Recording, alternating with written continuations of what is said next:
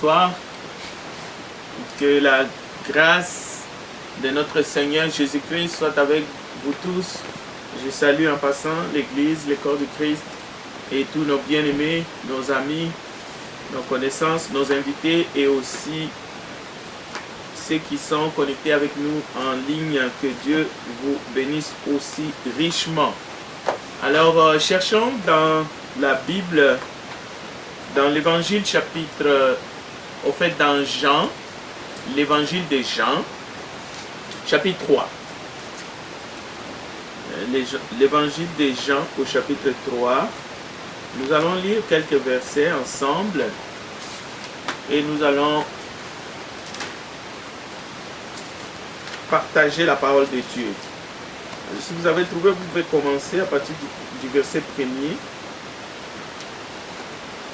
On va aller quelques 5 versets et après, on verra. Quelqu'un d'autre pourrait continuer tout de suite. Jusqu'à temps que je vais dire c'est assez.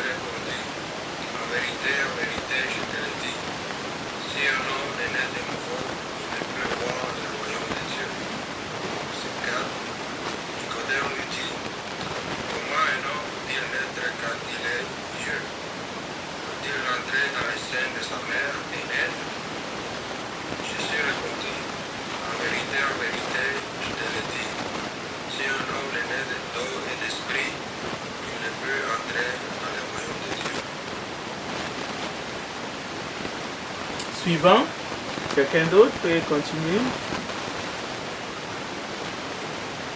6 à 10.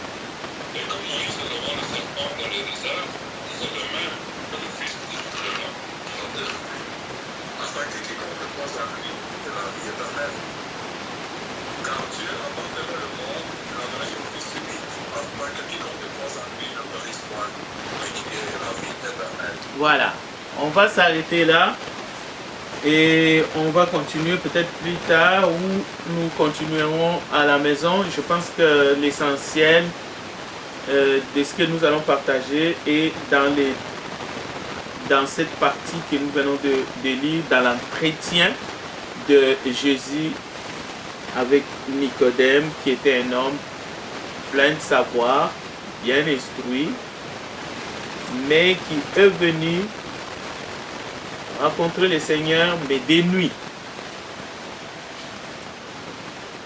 L'évangile, la bonne nouvelle de notre Seigneur Jésus-Christ révèle au monde la pensée de Dieu, la pensée cachée de Dieu. Et nous pouvons même dire c'est le mystère caché de tous les temps, mais qui est révélé à travers l'évangile, la bonne nouvelle. Ce qui était caché, ce qui était invisible, ce qu'on ne pouvait pas imaginer, ce que les anciens ont voulu comprendre et sonder et révéler à travers l'évangile, la bonne nouvelle de la grâce de Dieu que Jésus-Christ a apporté lors de sa venue dans ce monde. Et en étudiant la parole de Dieu, nous pouvons constater que le Père nous révèle les Fils, les Fils nous révèlent les Pères, le Saint-Esprit convainc le monde et le Saint-Esprit en tant que consolateur, mais aussi en tant que celui qui devait venir, que Christ avait promis, accompagne les croyants, tous ceux qui obéissent à l'évangile de Christ reçoivent les dons du Saint-Esprit et le Saint-Esprit les accompagne tout au long de leur vie jusqu'au jour où chacun termine sa course ici-bas et entre dans le royaume du Père, mais d'une manière spéciale. Parce qu'en entrant dans le royaume, dans l'Église, en entrant dans l'Église, en étant ajouté à l'Église, nous entrons déjà dans un sens dans son royaume. Mais un jour, nous y entrerons d'une manière spéciale encore, parce que nous les verrons face à face, tel qu'il est. Donc, c'est par la foi, grâce à l'œuvre de l'Esprit, qui a inspiré les Écritures, par l'obéissance à la parole de Dieu, et non par la raison humaine. Ça ne se passera pas alors que nous sommes dans ces corps physiques. Si nous avons bien compris le message de l'Évangile, nous pouvons vivre, nous pouvons marcher, nous pouvons nous approcher et nous pouvons être en contact avec le Dieu invisible. C'est la grande différence entre l'ancienne alliance et la nouvelle alliance. C'est la supériorité de la nouvelle alliance par rapport à l'ancienne, qui est caduque ou qui est prêt à disparaître, selon les termes de l'épistolier aux Hébreux. Il y a eu un message d'un autre temps que nous n'allons pas aborder ce soir, parce que nous voulons aborder le message de notre temps. Nous voulons aborder le message que le Christ nous a apporté, la bonne nouvelle de Jésus-Christ. Nous voulons parler ici de la marche par la foi. Nous voulons, comme Jésus a dit à Nicodème, parler pas de la naissance biologique et physique, mais plutôt d'une nouvelle naissance, d'une naissance en esprit. Et sans cette nouvelle naissance en esprit,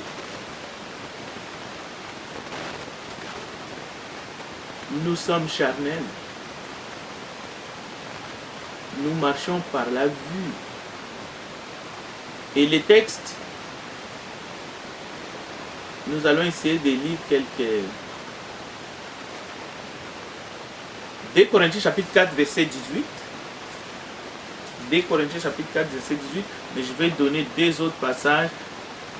Colossiens chapitre 3, verset 1. Mais allons-y voir d'abord 2 Corinthiens chapitre 4, verset 18.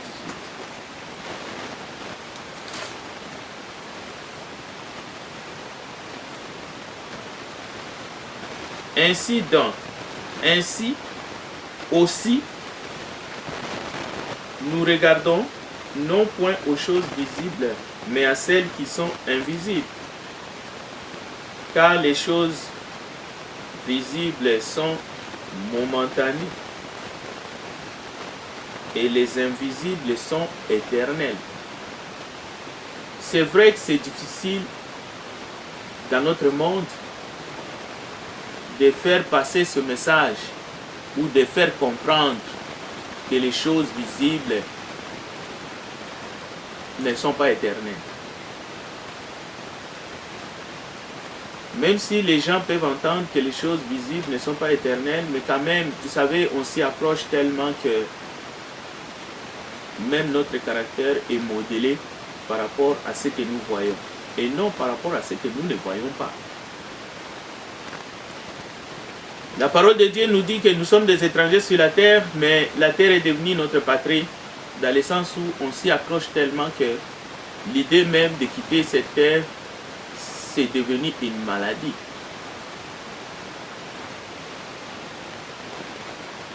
La vraie question, c'est de savoir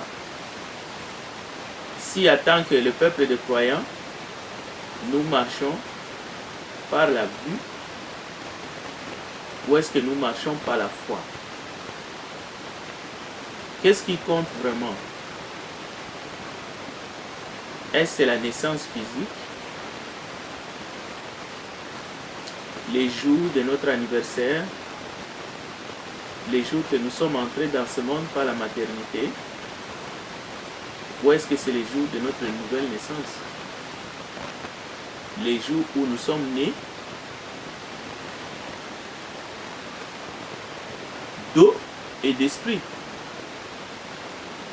Il suffit de regarder qu'est-ce que nous fêtons. Est-ce que nous fêtons avec des grandes joies, avec nos invités, mais en tout cas les plus chers, nous organisons des fêtes les jours de notre naissance biologique ou les jours de notre naissance spirituelle pour les peuples des chrétiens? C'est une question pour que nous puissions réfléchir.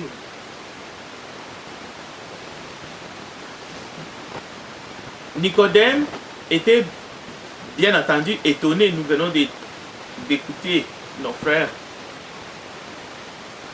Nous avons écouté la parole de Dieu, mais qui nous a été apportée à nos oreilles physiques par nos frères qui ont lu.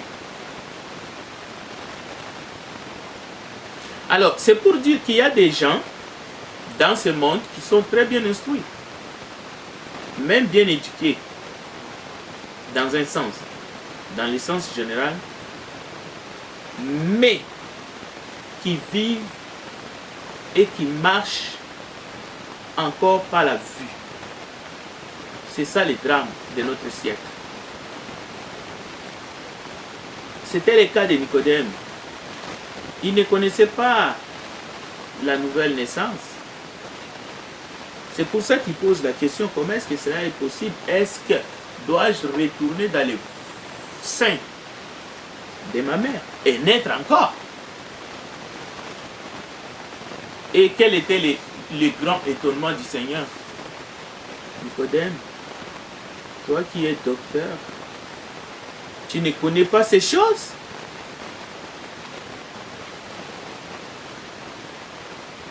Nous voyons et nous vivons dans une époque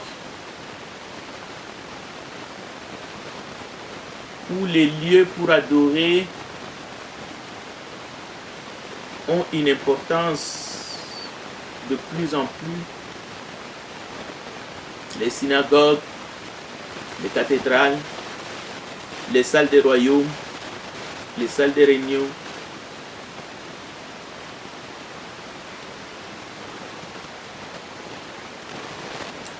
Tous les enfants de Dieu nés de nouveau marchent par la foi. Romains chapitre 8, versets 15 à 16.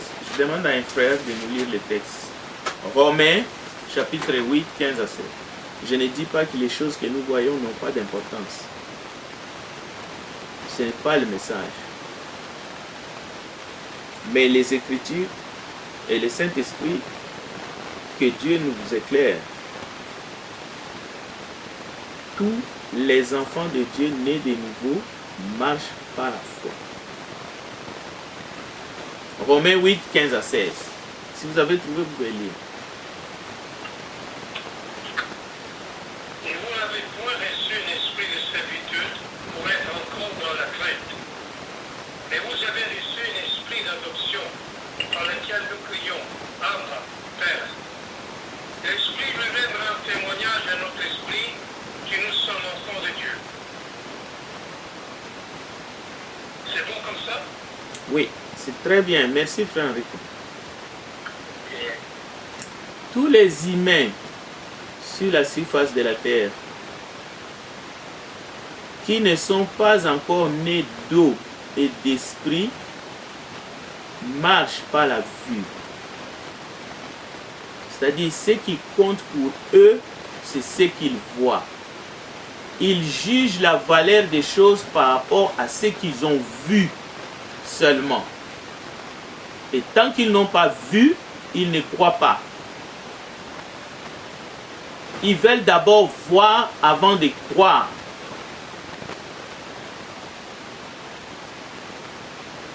C'est pour cela qu'il y a eu un temps, même au 1er siècle, il y en a qui demandaient à Jésus de faire un miracle pour qu'il croie. Un disciple proche de Jésus va dire la même chose. Il s'appelait Thomas. Il a demandé au Seigneur. Il voulait voir. Pour croire et être sûr que c'était lui. Mais les enfants de Dieu sont capables de discerner. Ils sont capables de voir. Mais attention, grâce aux Écritures. Grâce au Saint-Esprit qui a inspiré les Écritures. Et à la lumière des Écritures. Et à la lumière de la nouvelle alliance que Christ nous a apportée. Parce qu'attention, il y a une alliance qui est ancienne. Et il y a pas mal de choses qui se sont passées là-bas. Mais les enfants de Dieu, bien qu'étant dans ce monde, nous avons 5 sens. Les toucher, l'odorat, la vue, l'ouïe. Nous pouvons goûter, nous pouvons sentir. Nous pouvons... Et ces facultés nous est donnée par Dieu qui a créé l'être humain à son image et à sa ressemblance. Donc ce n'est pas rien. Ce n'est pas quelque chose qu'il faut jeter. Comme on dit, jeter les bébés dans le bain. Non. Mais ces sens sont inférieurs. C'est-à-dire, avec ces sens-là, physiques, nous ne pouvons pas discerner ou très peu les choses de Dieu. Nous ne pouvons pas voir avec ces yeux-là. Ou alors nous allons voir, mais de manière floue. Ou confuse. Ouais, c'est le vrai mot que je cherche. Mais vraiment imparfaite. On ne peut rien. De toutes les façons, on ne peut pas plaire à Dieu. Vous savez, Hébreux chapitre 11 est tellement magistral. Sans la foi, il est impossible de lui être agréable. Impossible. Impossible, ça veut dire impossible. Donc, sans aucun doute, il y a 2 mondes. Un monde invisible qui est beaucoup plus vaste, beaucoup plus profond par rapport au monde visible dans lequel nous nageons, dans lequel nous sommes, étant dans les corps. Ces 2 mondes ne sont pas comparables, mais on peut aller plus loin. Ces 2 mondes ne sont pas compatibles. C'est pour cela, étant dans ces corps, nous avons besoin, particulièrement dans les siècles que nous sommes, du don du discernement. C'est l'homme spirituel qui vit dans ces corps. Lorsqu'on a, bien entendu, obéi à l'évangile. L'homme spirituel naît, c'est la nouvelle naissance. L'homme spirituel. Tandis que l'homme charnel qui vit aussi dans ses corps, n'ayant pas encore obéi à l'évangile, la Bible dit de manière cartésienne, cet homme charnel ne comprend pas les choses divines. Mais cela ne veut pas dire que cet homme charnel n'est pas capable de capter la grâce et surtout l'amour de Dieu. Il peut sentir l'amour de Dieu. Il peut entendre l'évangile. Avec quelle odeur et avec quel oui. Parce que la foi vient de ce qu'on entend, avec cette ouïe-là. Donc, c'est déjà important. Mais cette compréhension, elle n'est pas suffisante. Elle est faible, elle est encore mineure. C'est pour cela que, après la nouvelle naissance, qui est la naissance spirituelle, il faut quoi?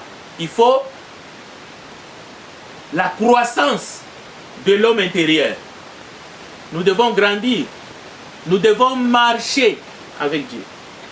Et cette marche-là, c'est la marche vers la maturité. Et nous devons marcher par la foi et non plus par la vue.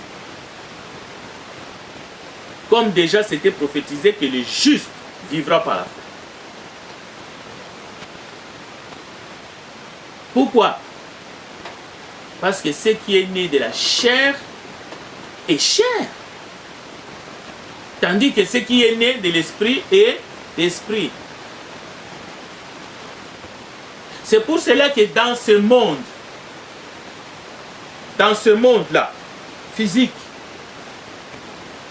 on a toujours il y a des groupes. On peut trouver dans le monde physique où la plupart des choses sont insignifiantes quant à leur vraie valeur. Pas insignifiantes dans le sens que ça ne vaut rien. Non. Parce qu'il faut juger la valeur des choses par rapport aux Écritures. Et non par rapport à ce que cela peut nous apporter, des jouissances ou du plaisir. On peut trouver des matérialistes, on peut trouver des athées, on peut trouver toutes sortes de personnes. Parce que dans leur tête, dans leur esprit, ils ont gonflé la valeur des choses qui sont temporaires. Ils ont gonflé la valeur des choses qui vont disparaître au fait. Et ils ont complètement atrophié et jusqu'à ignorer les choses invisibles, mais qui sont éternelles. Socrate, un des philosophes qui a marqué son temps, il a dit à ses juges alors qu'il mourait, vous me condamnez à mourir, mais vous allez continuer à vivre. Mais seul Dieu sait ce qui est mieux. Socrate est en train de leur dire, Dieu seul sait ce qui est mieux. Est-ce que c'est mieux de continuer à vivre dans ce monde ou c'est mieux de mourir et être projeté dans le monde invisible? C'est ce qu'il a dit à la veille de sa mort. Nous sommes convaincus, pas par la raison, mais à travers les Écritures, de l'existence d'un monde beaucoup plus meilleur, qui est un monde spirituel de Dieu. Et ce monde-là, tant que nous sommes encore dans ce corps, ce monde est invisible.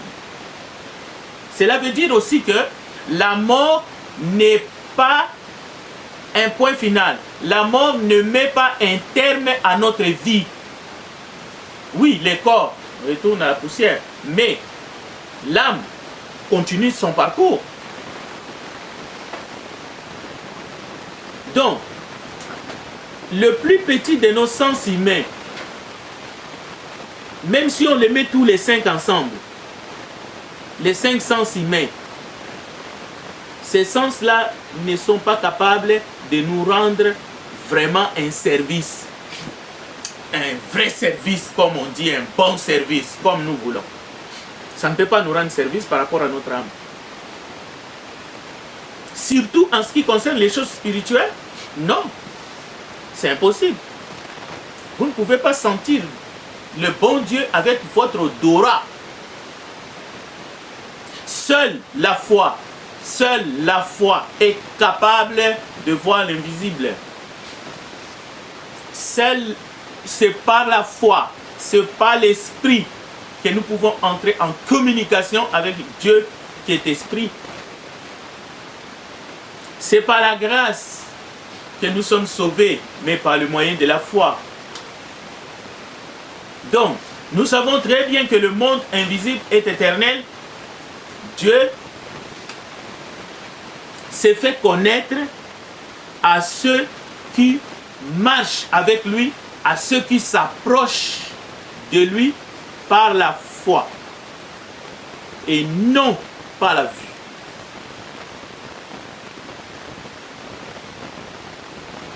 Quelqu'un dira, mais nous avons des textes dans la Bible, tels que dans Romains, qui nous dit, les cieux racontent sa gloire, la création. Ne nous parle-t-il pas? Ne parle-t-il pas aux non-croyants? Si. Mais les cieux qui racontent la gloire de Dieu aux non-croyants, aux hommes charnels, la création de Dieu, lorsqu'on regarde le soleil et la lune, ça nous envoie un message. Ça envoie un message aux athées. Oui, c'est vrai. Romains chapitre 1. À l'œil nu. Mais cela ne révèle pas la gloire de Dieu comme cela devrait être dans le cœur de ces hommes et de ces femmes. Il faudra qu'ils obéissent à l'évangile, qu'ils naissent d'en haut, d'eau et d'esprit, pour qu'ils puissent marcher avec ce Dieu invisible et qu'ils puissent comprendre les choses qui sont capables de les sauver, mais pour l'éternité. Les firmaments déclarent aux païens qu'il y a un Dieu qui a tout créé. Mais est-ce que cela est assez? La pluie et les belles saisons annoncent la puissance de ce Dieu qui a fait toutes choses. Ça, c'est le Dieu d'amour qui éclaire tout homme. Mais cela est juste pour guider l'être humain vers le chemin de la foi. Mais lorsque la foi est véritablement dans le cœur et lorsque nous confessons Jésus-Christ, le Fils de Dieu, et que nous recevons les dons de Dieu, pour nous, le Saint-Esprit fait de nous une habitation de Dieu en esprit, ah là, Dieu nous tient par la main et il commence à nous faire voir. 1 Corinthiens chapitre 2, rapidement, suivez dans votre Bible, nous allons lire quelques versets s'il vous plaît et après nous allons donner la possibilité que vous puissiez intervenir si vous avez des questions. 2 Corinthiens, chers frères, et non, 1 Corinthiens chapitre 2, s'il vous plaît. Je vais lire à partir du verset 7. Nous prêchons la sagesse de Dieu, mystérieuse et cachée, que Dieu, avant les siècles, avait destinée pour notre gloire. Sagesse qu'aucun des chefs de ce siècle n'a connue, car s'ils l'eussent connu, ils n'auraient pas crucifié le Seigneur de gloire. Mais comme il est écrit, ce sont des choses que l'œil n'a point vues, que l'oreille n'a point entendues, et qui ne sont point montées au cœur de l'homme. Des choses que Dieu a préparées pour ceux qui l'aiment. Dieu nous les a révélées par l'Esprit, car l'Esprit sonde tout, même les profondeurs de Dieu. Lesquels des hommes, en effet, connaît les choses de l'homme, si ce n'est l'Esprit de l'homme qui est en lui? De même, personne ne connaît les choses de Dieu, si ce n'est l'Esprit de Dieu. Or, nous n'avons pas reçu l'Esprit du monde, mais l'Esprit qui vient de Dieu, afin que nous connaissions les choses que Dieu nous a données par sa grâce. Et nous en parlons. Non avec des discours qu'enseigne la sagesse humaine, mais avec ce qu'enseigne l'esprit, employant un langage spirituel pour les choses spirituelles. Mais l'homme animal ne reçoit pas les choses de l'Esprit de Dieu, car elles sont une folie pour lui, et il ne peut les connaître, parce que c'est spirituellement qu'on en juge. Nous pouvons nous arrêter ici.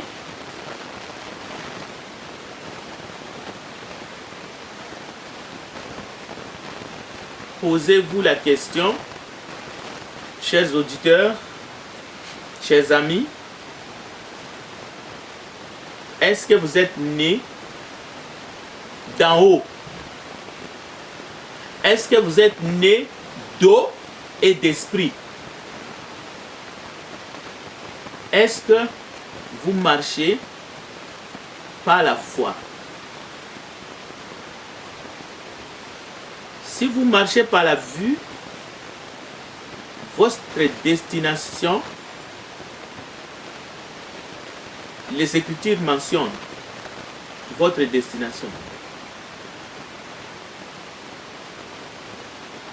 Mais si vous marchez par la foi au Sauveur, en Jésus-Christ, et que vous avez obéi à l'Évangile, cela veut dire que vous avez été ajouté par le Seigneur dans son Église. Vous êtes comparable à la famille de Noé qui était dans l'arche. Voilà un peu ce en quoi nous devons nous tenir. C'est le message. Ce message, c'est un message de la bonne nouvelle de Jésus-Christ, mais dans la nouvelle alliance. L'église que Jésus a bâtie. Vous n'allez pas aller trouver ce message dans n'importe où. Non, impossible. Parce que c'est la bonne nouvelle de Jésus-Christ. Et on ne peut trouver ce message que dans l'église que Jésus-Christ a bâtie. Parce qu'ailleurs, tantôt les gens marchent par la foi, tantôt par la vue, tantôt... Et c'est toujours un mélange de deux alliances. Mais Jésus est venu du Père. C'est le Père qui a marché avec Israël. Et même le Christ était là, dans le désert. Parce que lorsqu'ils ont bu l'eau qui est sortie du rocher, la Bible dit que ce rocher était le Christ. Mais maintenant, nous sommes dans une autre dispensation. C'est la dispensation de la grâce. Et chacun de nous doit faire un effort parce que le temps nous est compté. Je retourne la parole à notre bien-aimé frère Enrico qui nous dirige dans les cantiques pour que s'il y a des questions et des commentaires, nous puissions regarder cela ensemble et essayer d'apporter quelques éclaircissements. Que Dieu vous bénisse, chers frères et sœurs, et que cette parole nous fortifie dans notre homme intérieur et que nous tenons bon jusqu'au retour de notre Seigneur de gloire. Je vous remercie.